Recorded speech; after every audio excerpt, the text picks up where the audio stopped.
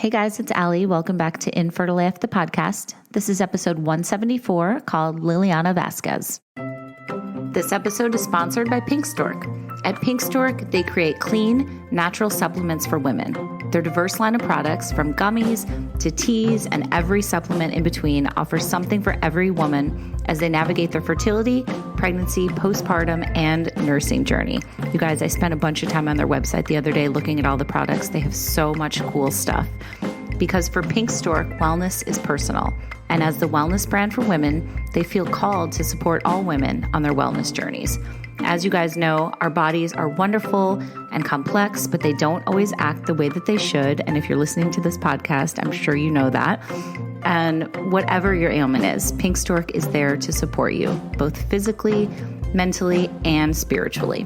Founded by CEO Amy Suzanne after her own health struggles, PinkStork is women-owned and women-run with over 80% female employees, which I love, love, love. And I'm so happy about that.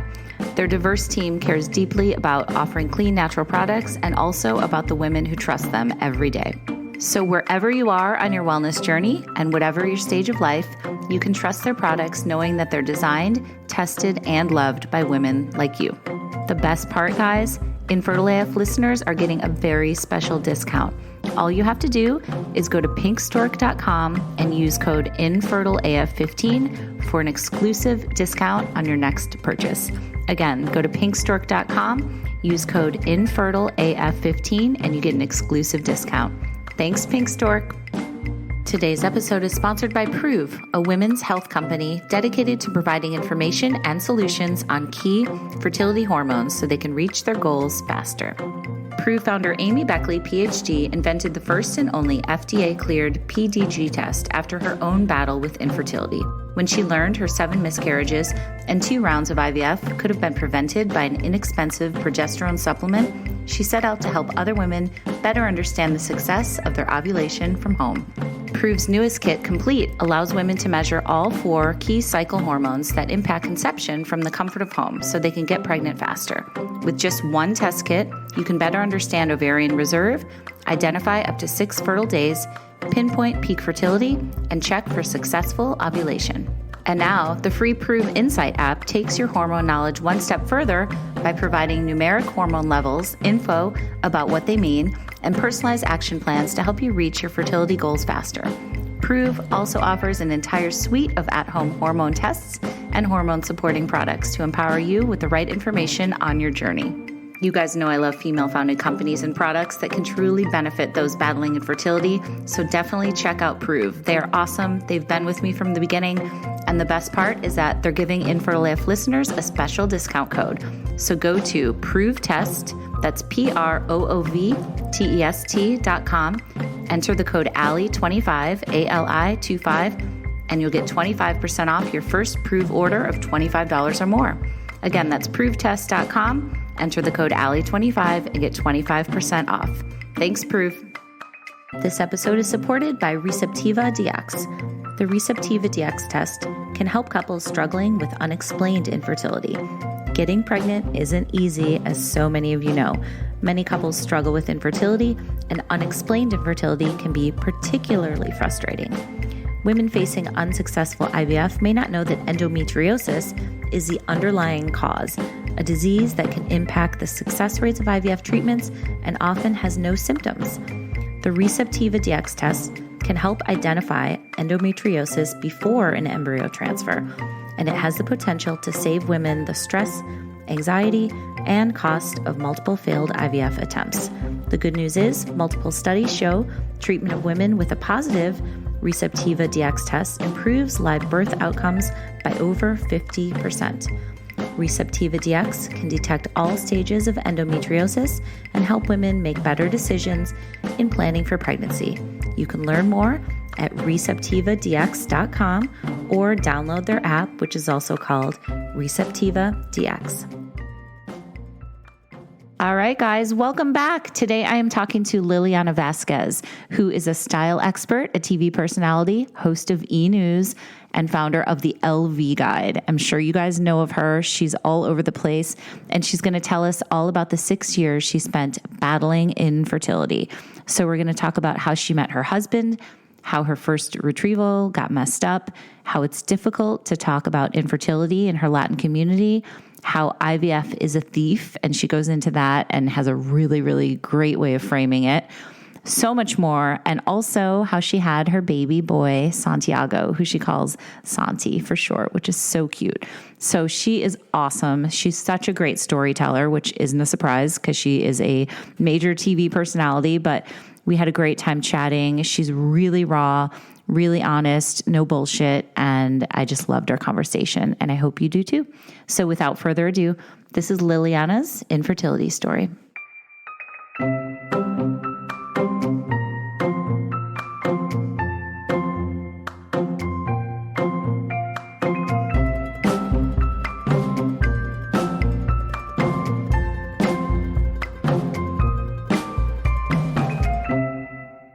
Okay, so thank you so much for doing this today from Montauk. I love it out there.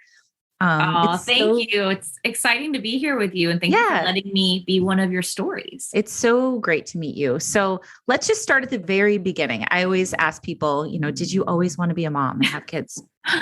It's so funny. That's such a complicated question. The answer is I envisioned myself having a family, but I was never the kind of woman that dreamed of nurseries and had her baby names picked out.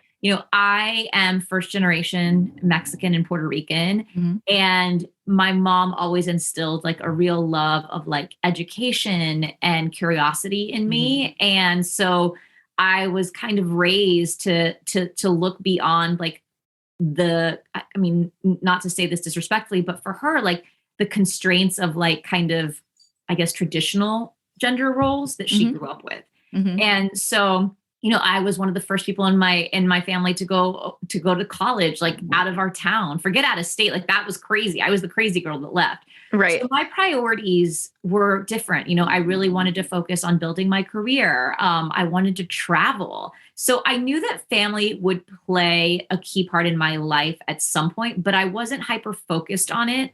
And there were definitely times when I was if it were just my husband and I, that would be okay too. Mm-hmm. It really wasn't until I was faced with the fact that I might not be able to get pregnant, mm-hmm. that it came hyper clear for me that I was destined to be a mom. And it is what I wanted so deeply and so passionately. It's so interesting that you say that, because I feel the same way. I was never hyper focused on it. And then when I wasn't able to I had secondary infertility. So when I wasn't able to have my second baby, I was I've never wanted anything more. It really came to the top of priorities for me. So I think that happens with a lot of people with infertility. So tell me how you met your husband. So we met on New Year's Eve in Miami at a party. I had gotten out of a very long-term toxic relationship the spring prior to meeting my husband. And I had kind of just decided that I no longer wanted to really be in relationships. I just wanted to be a single girl in New York and have a good time. And I had enough of men at that point mm-hmm. in my very young 25 years. And I was I'm done with this. I am happy to go out and meet people and whatever and have a good time. But I am not looking for any kind of serious relationship at all. Mm-hmm. Well, fast forward to that winter, my girlfriends and I decided to go on a girls trip for New Year's Eve. And my good girlfriend had gone to college with my husband. I had never met him before, by the way, but, and she was oh, a bunch of my friends from college are here. We should hang out with them on New Year's Eve. And I was yeah, I've heard things about this group of guys. They're not really my cup of tea. I'd rather do something else. And what had you heard?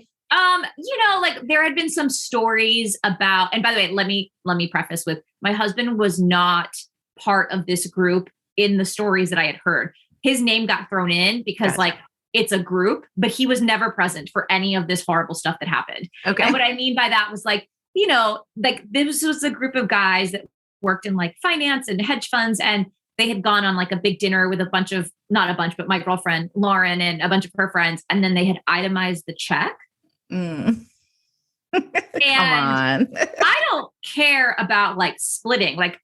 I make my own money. You make your own money. Right. We can split a check, do the division. It's real easy. I don't care if I had an appetizer and you had a filet. we decided to spend time at dinner with each other. We're going to split the check evenly. Right. Do not itemize. Oh my God. A check, and don't itemize a check when we are all like single, no responsibilities, and all have good, secure jobs. That's not okay.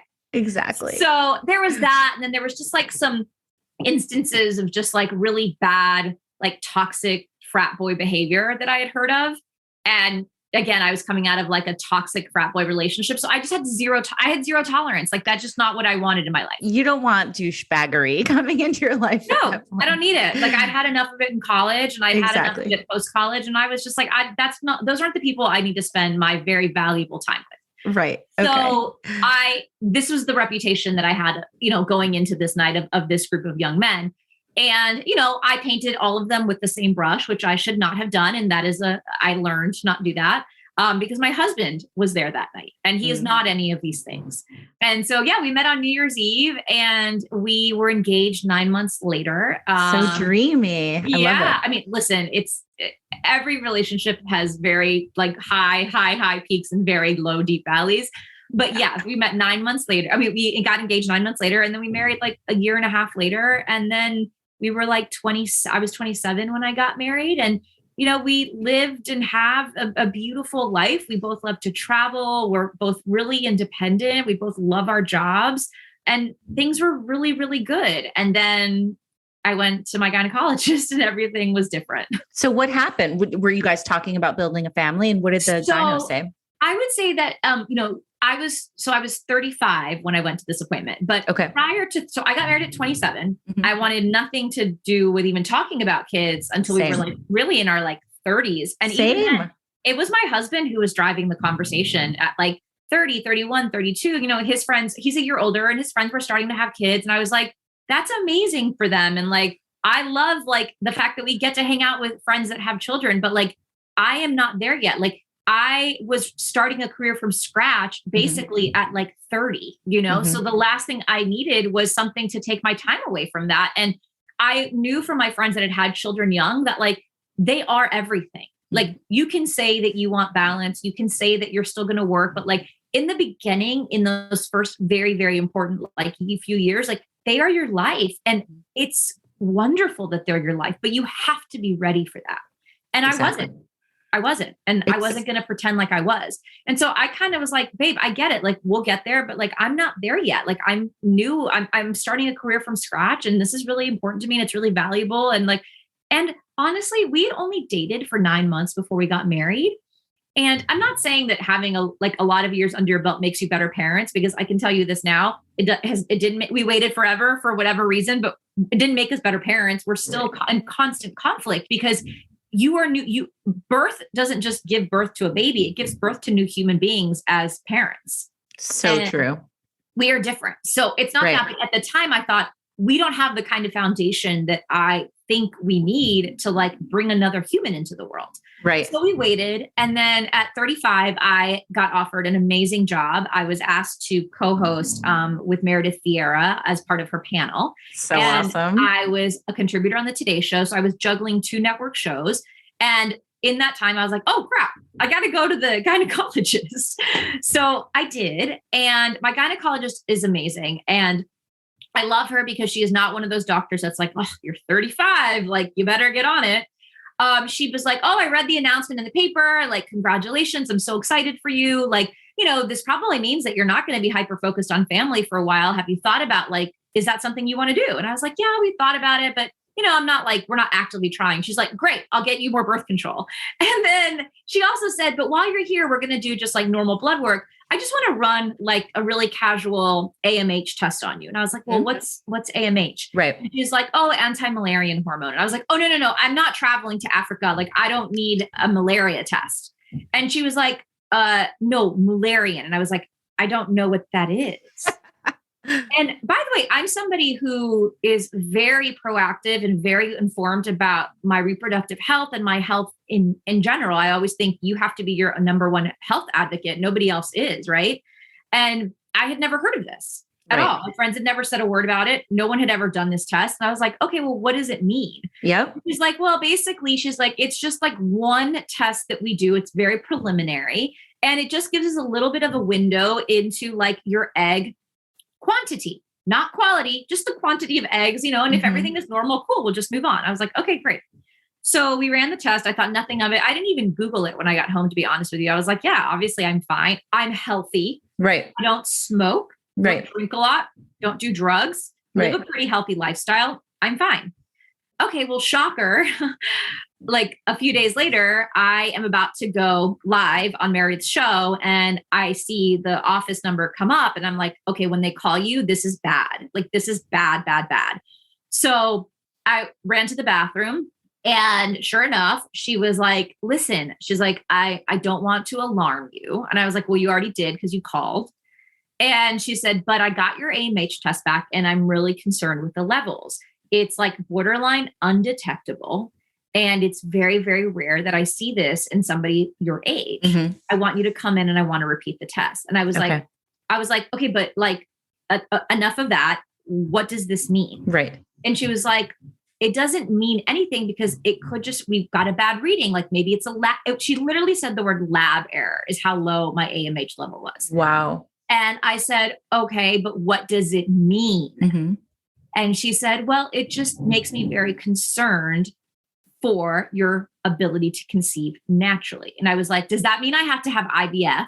That's how I said it. Mm-hmm. And she was like, if we do this again, then I'm going to refer you straight into a specialist. And I was like, does this mean I can't have kids? Mm-hmm. And she said, it means that you might not be able to have kids naturally. And I said, okay, but can I be a mom? She's like, yes, you can always, she goes, you can be a mom if you don't get pregnant. And I said, aww. Okay, fine. But like, can I have a baby? And she was like, just come in and we'll go through everything. Okay. And then they're like, and you're on, and you're like on camera. And then they're like, Liliana, like in my ear, because I have a cell phone here and I have an IFB in this ear. And they're like, Liliana to set now. Right. So I'm in tears, right? Like, broken. Yes, like totally. Sit down on the bathroom floor. Don't know what's happening to me. And I'm like, fuck, I gotta like get my shit together and go on TV. And like, by the way, this was my life for the next 5 years. Get your shit together, go on TV, pretend to be happy, pretend to be okay. And like, do it all live with a smile on your face. Oh, and don't mess up. I don't know how you did that. You were a complete badass for keeping it all together, for real. Well, because I think that women are able to do, I think women are uniquely able to do this. I don't think men could ever deal with what we have to deal with. Same, and present and pitch and it's not possible. What we're able to do is literally mind blowing to me. We are actual superhumans. Agreed. And so, so we repeated the test, and long story short, my AMH level was like basically that of a woman, like going into menopause. And I went straight to an IVF doctor who basically was like, listen, I can try an IUI on you, but like, I just think at this point, like you're 35, this is your AMH level. Like it's only going to probably get worse as we wait. And so let's just go straight into it. And do you remember what the level was? Did they give you the number? It was like I think it was like 0.02. Okay. The first one was 0.018 and the second one was 0.02. Okay. And were you just devastated? And what did your husband think? I think my husband didn't really know what to make of it. I think also like looking back, I think he felt like I was being I am a little bit of an alarmist. Once I like focus on something, it is like all I can think about and it is all I can do. And I think when he saw me just go like head first into IVF world, he was like, whoa, slow down. Like, this can't be right. And this can't be real. And like, you're healthy. All of these myths that we believe about fertility, right? Like, but Lil, like your mom never had an issue getting pregnant, and like you're healthy and you've never had like cancer, and all of these things that have nothing to do with infertility. Mm-hmm. And by the way, I was saying those things too, because I didn't really know anyone other than like a coworker that had gone through this. And I just wasn't asking the right questions, right? Of myself, of the people around me. I just wasn't having conversations about IVF. I really wasn't. And at 35, like, why not? I should have been.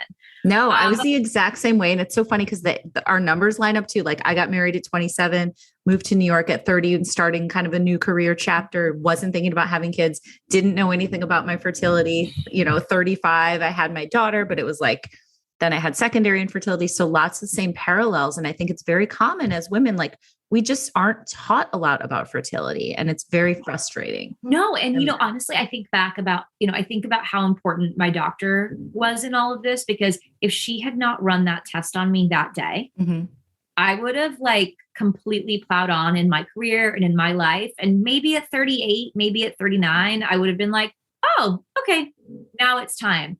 And, I don't know that it would have made a huge difference, because, I was canceling retrievals all the time, because I was really only, even after all the hormones and the drugs, I was still only making 2 eggs. And so that was kind of where my body was. Right. But it took me a long time to finally get what I needed. Okay. So can we unpack that a little bit? Tell me, you don't have to go into all details, but your first round, how many rounds did you end up doing? How did you respond to meds, all that stuff? So we ended up doing a lot of IUIs, because, so when I was doing my shots, right? So I was doing my normal protocol. The most follicles and eggs I ever had to go with at a retrieval was 4. Okay. For comparison, when most people do a normal stim cycle, whether that's 10 days or 15 days, you're usually getting anywhere from call it a dozen to 2 dozen eggs in your 30s. Now, obviously not all of those eggs are mature. Some of them are a little immature. There's variance in the quality of them, but I would say 12 to 24 seems to be an average retrieval. And then a little bit less than that, is also normal, 8 to 12. So I was at 50% of the low end of normal. So 4. And by the way, 4 was one time. There was one time when I went in for retrieval to get 4. So, and in that 4, I had 2 that were the right size, right? And in that retrieval, my doctor mistimed my trigger shot. And so I ended up ovulating. Oh, shit. And when she went in to retrieve, she only got the 2 that were actually immature, and not the 2 that we felt were the most viable. Okay. That was my very first retrieval. Yeah. And I woke up and she was next to me. My doctor was next to me, and I lost it, because I was like, why are you here? Why are you here? And she was like, Liliana, I know you're just waking up. And she's like, but we need to talk. I need to apologize. I don't know what happened. This happens sometimes, but I think we mistimed your trigger shot. Oh my God. And out of the 4, the 2 that we thought were the most viable and the biggest, we didn't get them. We got 2. We feel like maybe there's a chance, but I'm going to be honest with you. They're on the small side, and they might not survive. And they didn't. And that was my very first retrieval. Oh my God. So how did that feel? I was shattered and broken. And in my head, for whatever reason, I had told myself that this one IVF round was going to lead to a beautiful, healthy baby, which I think a lot of women do, right? It's very expensive. It's emotionally taxing. It is a huge sacrifice emotionally, financially, every way you could describe it. It is a huge sacrifice. And then to get that news, you're just like, but this was this was supposed to be my baby. 100%. Yep. And what you learn is that IVF is just a tool, and it is one of many tools, but IVF does not guarantee that you will have a healthy baby. Yes. I'm so glad you said that. And I think that that's really important, because I think when people go into IVF, the expectation is that they do IVF and they get a baby. That is not the case.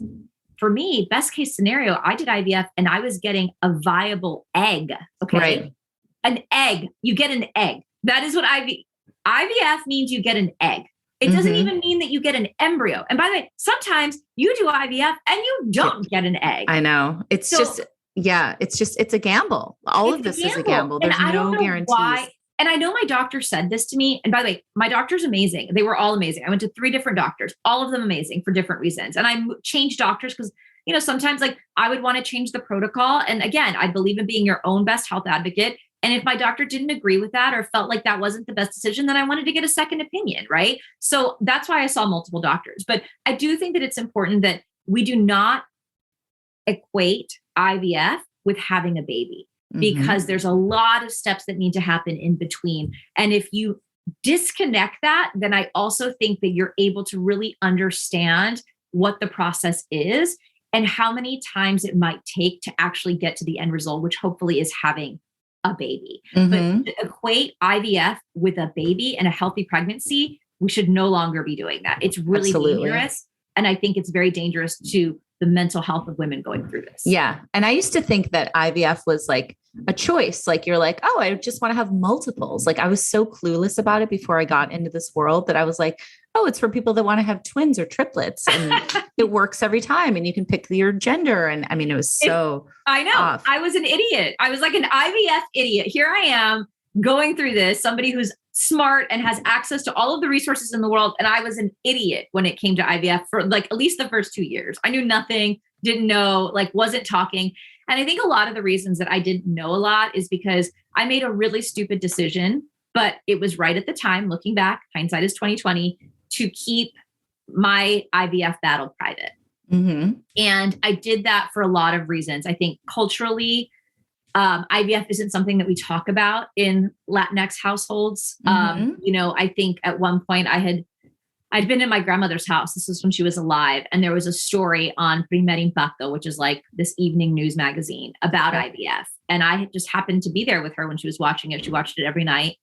And I remember her saying something to the effect of like, this is so wrong. And like, who are we to be playing God? Oh, interesting. And, you know, I just never, again, I wasn't even thinking about getting pregnant at the time, but I'll never forget her saying that about that story on the show. And, you know, my grandmother passed away while I was going through this. And in that time, I was like, what would she say if I told her that I was going through this?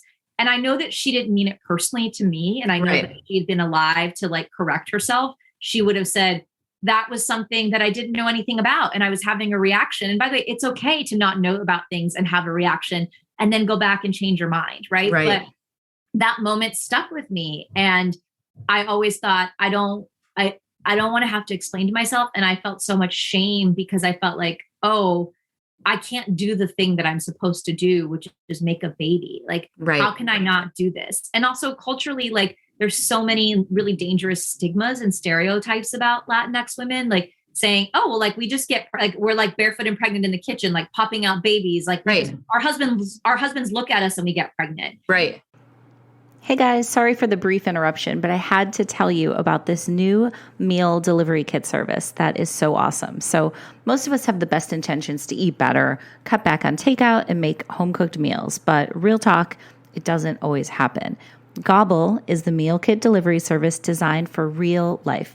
It's the perfect solution for young professionals, dual working households, busy families, and anybody who wants to spend less time in the kitchen and more time at the dinner table. And I have a really good deal to get you guys started. Start using Gobble, and every week you get to choose from a new selection of 12 to 15 entrees, as well as a rotating menu of sides, soups, salads, breakfast, premium kits, and desserts. You can choose a 2-person plan or 4-person plan, and whether you want the classic meals or lean and clean meals. The best part is that meals start at just $11.99 per serving. And with Gobble's Personalize It feature, you can custom select dishes with your preferred protein. Also, get ready to enjoy summer nights by the grill with Gobble's famous grill kits returning in just a few weeks. I can personally tell you guys that I cooked a Gobble meal 2 nights ago. It was steak with chimichurri and roasted veggies. It was so easy. It was so good, and I would eat it again tonight if I had another Gobble box, but I don't, and I'm bummed about that. Another cool thing is that it's flexible and there isn't a big commitment, so you can skip delivery weeks or you can cancel the service at any time. All right, so here comes the offer. Gobble's offering you guys, as Infertile AF listeners, this awesome limited time deal, which is 6 meals for just $36. So to get this special offer right now, you can go to gobble.com/infertileaf636.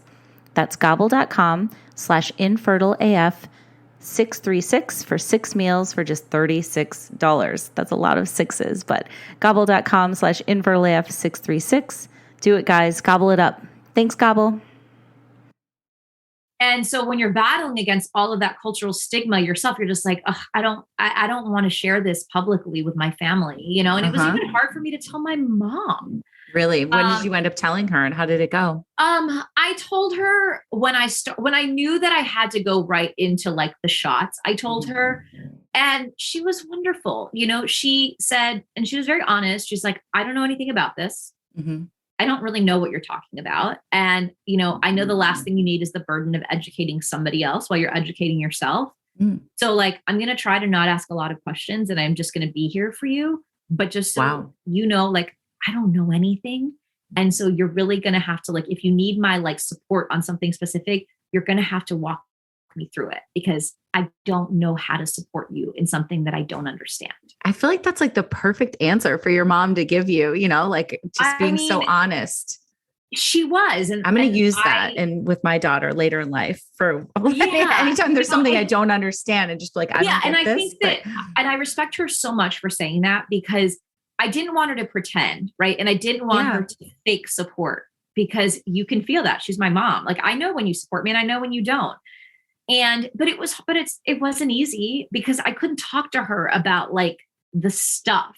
And then the only person I had to talk to at the time was really my husband because I didn't even tell my friends what I was going through. Really? Yeah. And that's why I'm such a huge advocate for mental health support when you're going through IVF now, because if I had had that person, I think I would have had a lot more success and I would have felt a lot more confident as I was going through this journey. I don't really understand how my IVF doctors didn't mandate that I see a therapist. That's such a good point.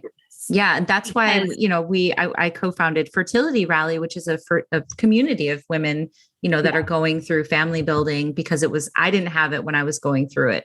And so we created this place that we wish we had when we were in the midst of it. Yeah, it's so important because I felt so alone and so like insecure around my friends. Cause I was like, I know they think I'm always talking about this baby stuff and I'm obsessed. And they probably, like it really did a number on my self-esteem too. Yeah. And had I had these women that were in the thick of it too, it would have been so much easier. It's community is everything when you're going through this. And, like I said, it was so important for me to share my story and also to talk about the mistakes that I made when I was going through it, because I would never, ever again do it. I would never say, do this alone. You've got this. Like the toll that it took on me. Right. It's damage that I'm still trying to repair. Right. It's trauma, right? It's real trauma. And, we talk about loss in pregnancy all the time, right? Miscarriage. But, I think we also need to talk about how much loss happens when you're going through IVF. And I don't just mean the loss of an embryo or the loss of a pregnancy. I just mean the loss of identity. I mean, the loss of freedom, the loss of relationships. There is so much loss that starts when you enter this world. And for whatever reason, it's like, we think that the loss has to be a miscarriage for us to, have help and ask for help, but it doesn't. Like it was so much. And it started for me to really come out when I was pregnant. It took that. It took finally getting pregnant and then sitting with all of these emotions that I had just packed away and buried. And then that was now impacting my pregnancy. Right. Well, I want to talk about that, but first I feel like I want to stand up and give you like a standing ovation for saying all that about loss, because it's also the loss of time, the loss of a dream, the loss of your plan of how you thought your life was going to look, right? IVF is a thief. It is a thief. And that is how 100%. Can we talk about your relationship? Did it affect that with you guys? And, you don't have to say anything you don't want to, but I mean, I've been very open about how it affected my marriage, and my husband and I were like on the brink, and it was really fucking bad. I think at like 3, it must've been, okay. So what year? So I got pregnant in 2020. So it must've been 2018. That's the summer of 2018. I think my husband and I went through probably like, for not just the IVF, but I think IVF really triggered a lot of the behaviors, on both sides, his side and my side, that led to a real break in our relationship. And that summer, like I didn't know, first of all, I took a break from the shots and from the protocols because I just didn't know if I could do it anymore, right? Like how many times do you have to like cancel a cycle? And how much money is this costing? Absolutely. And as you're going through this, because I made a poor decision to go through this alone, like the toll that it took on my husband, I don't think that I was really aware of it. And I couldn't be aware of it because I didn't have the bandwidth to like be concerned for him while I was also trying to be concerned for me and also this baby. Mm-hmm. And I know that sounds really selfish, but like he's the last person I ever thought about when I was going through 100%. It's so, I couldn't agree more. So interesting. He felt alone too. And it's because I had no outlet for all of this trauma and for all of this depression and this anxiety and this feeling of being out of control and the shame, like all of it, like he was the person. And so I took it all out on him. And I used him as my counselor, as my therapist, and he's my husband. Right. And so in 2018, we fully broke, and it took a long time to come back from that.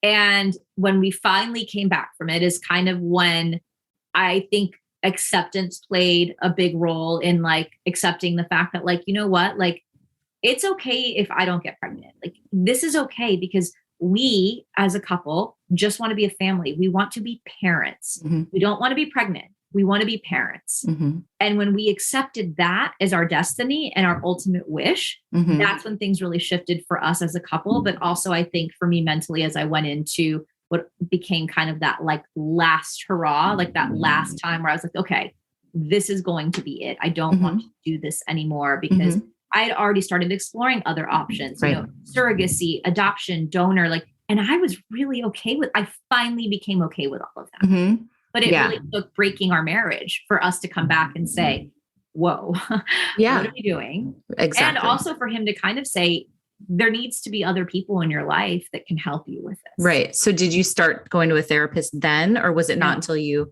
got pregnant after pregnancy? So I was going to a therapist because I was dealing with the break in our marriage, right? Okay. So we decided to not go to couples therapy, but to go to individual therapists because like I said, we were both at fault for what happened, right? Mm-hmm. And I needed to work on my own shit and he needed to work on his own shit so that we could then come together and figure out, okay, do we still want to be in this marriage with each other? And then fix the marriage. But we needed to take care of ourselves as individuals first because we were both dealing with a lot of stuff that wasn't each other's fault, but was impacting the success of our relationship.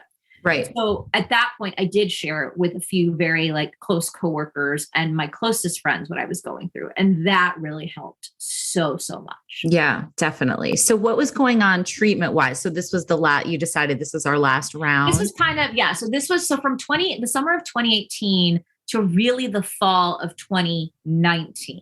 Okay. Is when we were both kind of in therapy, figuring things out. I took a whole break. I took a full year. And then when we started that year, so that was 2020, was kind of when I started really exploring other options. Like, what else can we do? Right? Like, what about adoption? What about surrogacy? What about donor? Like, I started meeting with all of the doctors and all the right people and having conversations with people that had gone through all of this, right? I had this community of IVF women, but I didn't have a community of adoptive parents or of donor parents or of surrogacy parents. And so I spent a lot of time researching that and really, I'm a journalist and I'm a storyteller. Yeah. So I need to do the research. I need to do the work. And that's how I really spent the beginning of 2020 was digging into all of that. And when I finally kind of thought about okay, these are the options that feel viable for us. These are the options that feel good. These are the options that I think we would consider. I went to my doctor and he was like, I think that this is great. You're setting yourself up for success because you're bringing in all of these other elements that we didn't think about before. Mm-hmm. And so that was, I think, aside from the acceptance, I also think surrendering to this idea of being parents was emotionally really, really important because I kind of let go of the obsession of being pregnant. Mm-hmm. And that pregnancy was no longer the only means to the end. It wasn't about that anymore. Mm-hmm. I didn't care how I had this baby in our life. I didn't care. Yeah. There's that notion of when you want something so badly and you're holding on to it so tightly, there's almost no room for it to come in.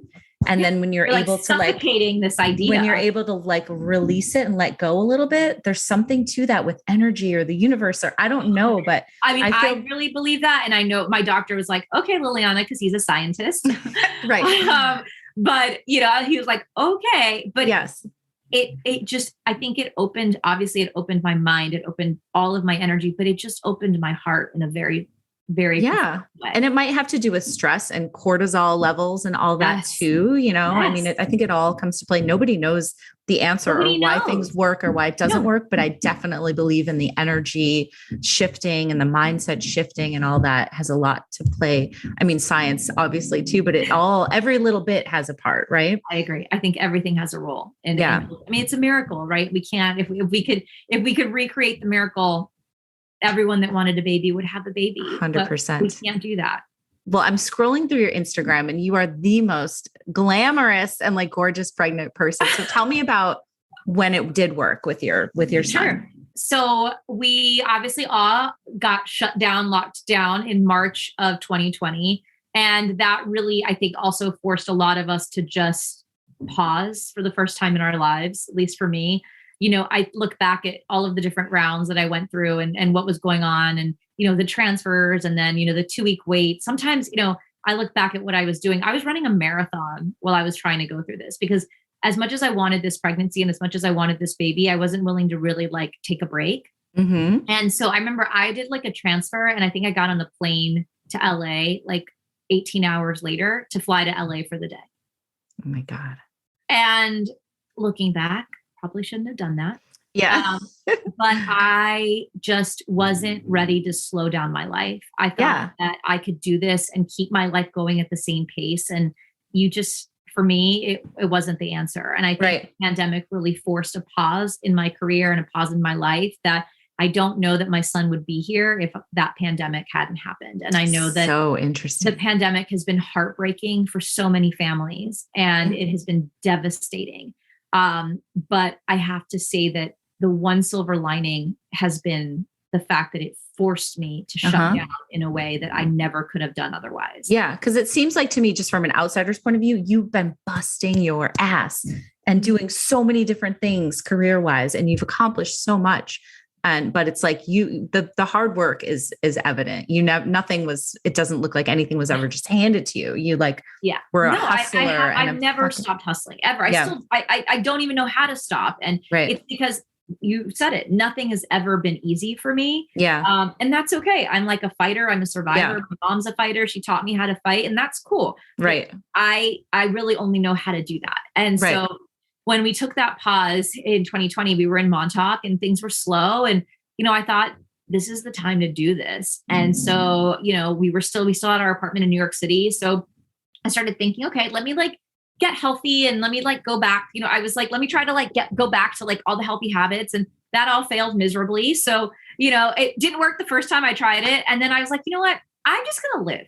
I'm just going to like be stress-free and I'm going to like drink the real Coke and I'm going to have margaritas and I'm going to eat processed foods and I'm going to drive to Chick-fil-A. And that's just how I'm going to live my life. I'm just going to be me. And, you know, if this happens, great. And if it doesn't, then like, we'll figure it out. Mm-hmm. And sure enough, like doing away with all of like I'm going to wear socks all the time and I'm not going to eat out of plastic containers and I'm going to be doing acupuncture every 6 days. And I didn't do any of it. Mm-hmm.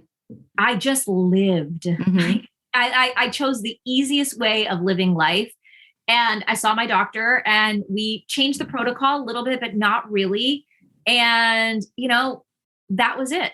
It was, for whatever reason, it worked. And so that round was successful. Did you get more eggs and embryos or like what? No, okay. No more. Nothing really changed. The number stayed the same. It's just that, you know, I had transferred embryos in the past, but the pregnancies never stuck. Right. So I never, ever had that like first beta where I was like, yay, like it never took. My 2-week wait always ended up in a negative pregnancy test. Okay. Even though we were transferring what were graded as like really great, strong embryos. And I think when we ended up on my very final round, we had 2 embryos and they were fine. They weren't great. They weren't the best, by the way, they weren't the best embryo grades that we had ever gotten. And he kind of advised to pick one over the other. And I said, sure, that's fine. And we ended up transferring, and that's Santi. And I transferred on election day of 2020. Oh. And I remember we were staying at the hotel. And so I went in that morning, I did my transfer, and I love my doctor, Dr. Chapman, who did the transfer. And I was like, okay, Dr. Chapman, we've been here before, and he's like, I know. He's like, just relax. Like, what? I was like, well, what should I do? Like, when I go home, like, what should I do tonight? He's like, you know what? He's like, have a big glass of red wine. Ooh, yeah. And I was like, okay. And he's like, and don't watch CNN. He knows I love politics. He's like, and please don't watch CNN. Right. So I took half of the advice. I drank the red wine. I ate a giant bowl of pasta, and I watched CNN until 2 a.m. And then it worked. Tell me about getting that call that you were pregnant. So my doctor is really funny, and so we transferred on election day, and then I was in Montauk at the time. And so he's in New York, right? And so I was getting blood work done at a lab locally here, so I didn't have to go into the city all of the time. And so he sent through like a lab request that I got like via whatever, email or text. And I was like, okay, that's weird, but whatever, I'll just go in. And I was supposed to go into the city to do my test later that week. And so I think it was like a Monday or a Tuesday. And so I went to Amagansett and I did the blood work. And I didn't think anything of it because I was just in such a routine of going to get blood work that I didn't question it. Mm-hmm. And honestly, I was excited for the distraction because we all know the 2-week wait is like the worst. And I was like, cool, I'm going to go into Amagansett. I'm going to have lunch. Like I'm going to do a whole thing. Right. And so I did the blood test and like I don't even think I asked I don't even think I looked at the order. Like, I think I literally was just so in the habit of like handing the order, sticking my arm out, getting pricked and leaving. Right. And I knew that my test was scheduled in his office later that week. And so I was like, whatever. So I come home and Patrick isn't here and my phone rings and it says unknown. And Dr. Rosenwax's phone number always shows, it says no ID, no ID. And he's one of the only people that shows up like that. And I don't know why, but he does. And it was like, maybe like 7, it was like later and it was dark outside. And I was like, hello? And he was like, and he has a very distinct voice. And he was like, Liliana, it's Dr. Rosenwax. And I was like, hi, Dr. Rosenwax. Is everything okay? And he was like, it's better than okay. And I was like, okay, like, why are you calling me at 7:00 at night on a Monday? Like, I'm not supposed to see you till Friday. And he was like, you're pregnant. Oh my God. I just got the chills. And he was like, he's so flat, like so flat. You're like, pregnant. Just like, you're pregnant. Not like, you're pregnant. Right. You know what I mean? Like, you're pregnant. You're pregnant. And I was like, I'm sorry, come again? And I was like, what? And by the way, I was like 5 minutes away from driving to the pharmacy in East Hampton to get pregnancy tests because, the crazy person in you is like, well, should I just take a pregnancy test anyway? And they tell you not to because you could get a false positive. Like they tell you it's bad, don't do it. But I was like, I'm bored. Patrick's not home. He's not going to be here until 9:00. Let me go to East Hampton, get a pregnancy test, and I'll pick him up from the train station. And I was like, but how do you know I'm pregnant? Like, wait, what? Whoa, stop. And he was like, well, I know you. And I know you're probably like seconds away from buying a pregnancy test. Oh my God. I love it. He was like, so I went ahead and just thought, let me just run your levels today to see where we are. And then I can confirm it on Friday if he's like, but it's so high that I think that I'm pretty comfortable saying you're pregnant. And he's like, but obviously you need to come in. We'll do it on Friday. And I was like, oh my God. Like, oh my God. I was like, literally, I was sitting on my couch in my bedroom, like in shock. Like, I'm pregnant, like me, like I'm pregnant. Like I have a baby inside of me. Right. And like, I was kind of like in like this suspended state of disbelief where then I was like, I forgot to call my mom. I forgot to call my husband because I was just like walking around the room being like, I'm pregnant. And I kept saying it over and over, like, I'm pregnant. I'm pregnant. Like, I must have, if someone had been watching me, they would have been like, girl, you're pregnant. Like, I'd be like, I'm pregnant. Like me, like I'm pregnant. Like I just kept saying it was so stupid. Oh my God. Wait so long and no one's ever said that to you. And by the way, like I said, I'd never had a positive pregnant ever. It's not like I had ever like had a positive beta and then like it ended up like going away. Like I had never, ever experienced someone telling me that I was pregnant. Amazing. So I was just, and then finally I like realized that I should probably call my husband. Right. And I called him and he was at Penn Station, of course. What did you say? I was like, Patrick. And he was like, what's up? And I was like, I'm pregnant. And he was like, what? Huh? Oh Again, you don't, when those words are so foreign to you, saying that is like, I might as well have said it in Chinese. Like, it doesn't make any sense. Right. And that's just not two words that we ever thought we would hear. Right. Oh my God. Ever. So incredible. Tell me about pregnancy after infertility. Like there's anxiety there, right? And that's another thing I've been trying to talk about a lot because I don't think it's discussed enough. But I mean, I've said this before many times, I felt like for whatever reason, like we as a society don't give pregnant women the permission to feel complicated emotions. The world thinks that you should always just be like filled with like joy and gratitude for pregnancy, and anything outside of those two emotions are not acceptable. And that's not okay. Because pregnancy is complicated and it's really hard and it's really challenging. And like, there's really, really bad days. And it's okay. And you don't have to have those days and view those days through a comedic lens, because I think sometimes that happens too. Like we're only allowed to express those emotions through comedy or through like making light of or making fun of how hard it is to be pregnant. And while comedy is essential, and there's definitely days when I needed to laugh, some days I just needed a woman to tell me that like it was fucking hard and she like doesn't know what to do with herself. And so I think when you couple that with all of the anxiety of being pregnant for the first time and having gone through IVF, for me, I spent almost at least an hour a day while I was pregnant for the first 2 trimesters being like, is today the last day I'm going to be pregnant? Am I having a miscarriage right now? Does this mean I'm having a miscarriage? Yep. Like everything triggered is every time you wipe. Every time you wipe, you're like, yep. Or like every time I woke up in the middle of the night, like, did I just lose the baby? Yeah.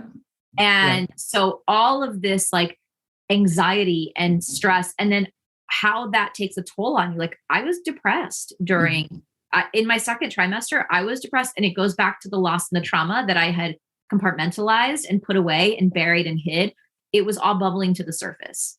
And so I was dealing with how do I process all of that trauma, but also stay healthy in my pregnancy. And that is when my OBGYN in LA made the recommendation that like, I think really impacted my mental health the most. And I think ultimately led to the very successful pregnancy that I had, which was seeing a therapist that specializes in maternal wellness. And by the way, I did not know that there are therapists that specialize in maternal mental health. Yeah. That was news to me, but they're out there and they are angels among us. Yep. And if I did not have Dr. Salick, I like really don't know how I would have survived pregnancy and now motherhood. Right. It's so important. And there's therapists that specialize in straight up infertility too, which I didn't realize either. But, you know, there's some niche down doctors out there that are so good, such good resources. And I'm such a big advocate of therapy. It helped me so much when I was in the trenches. Oh my gosh. I love everything that you're saying. And I love your point of view on all this stuff. Before we wrap, what would you say to somebody who's listening right now that's like in the shit, in the thick of it and like struggling? I would say that like, you know, vulnerability is the best lesson that I learned through my pregnancy. And I say that because I think our fellow IVF moms and IVF dads and warriors are some of the strongest people on the planet. And oftentimes I think that when we are so strong, vulnerability doesn't come so easily to us. And there is so much strength in vulnerability. And vulnerability means that you can ask for help without feeling ashamed, that you can ask for help without explanation, right? And that you can say, I can't do this alone. I'm not strong enough to do this and I need help.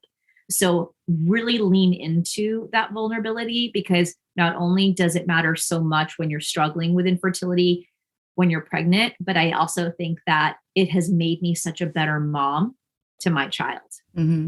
And like just feeling that and feeling all of the feelings and knowing that they're okay and crying for no reason. Like these were all things that I thought were negatives until I really started to see them as the strongest parts of who I am.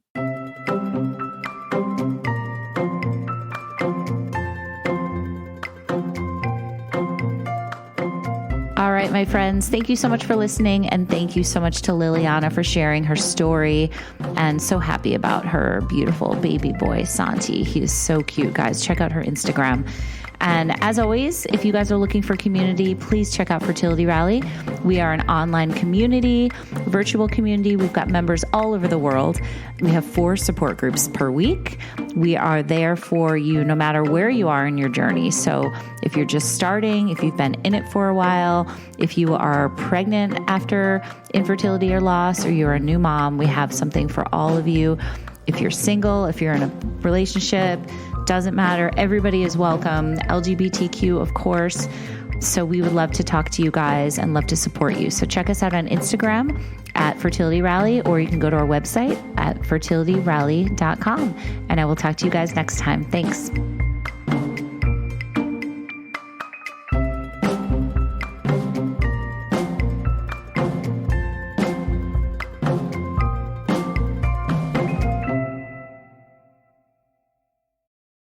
Nothing ruins a perfectly good grocery haul like surprise fees. That's why Kroger has free pickup, so you can get what you need and none of the extra charges you don't. Simply head to the Kroger app and start your cart and enjoy the perks of picking up groceries and household items without hidden fees. Now, the only surprise will just be how amazing that new flavor of ice cream tastes. Kroger, fresh for everyone. $35 order minimum. Restrictions may apply. Subject to availability.